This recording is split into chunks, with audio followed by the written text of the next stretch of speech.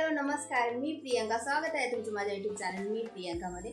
तर मी आज बनवत आहे कोळंबी भात. आणि कोळंबी भात झटपट झणझणीत सिंपल मस्त रेसिपी आहे आणि खूप छान असा टेस्टी लागतो कोळंबी भात.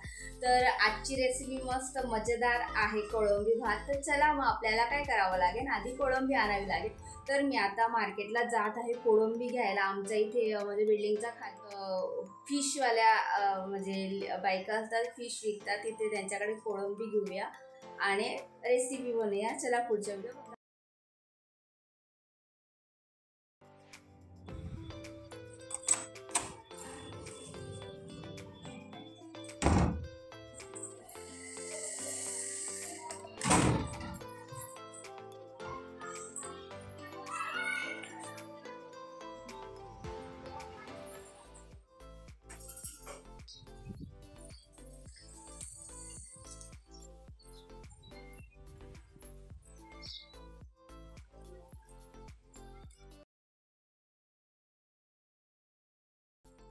पूर्ण तो असा फैललेला आहे.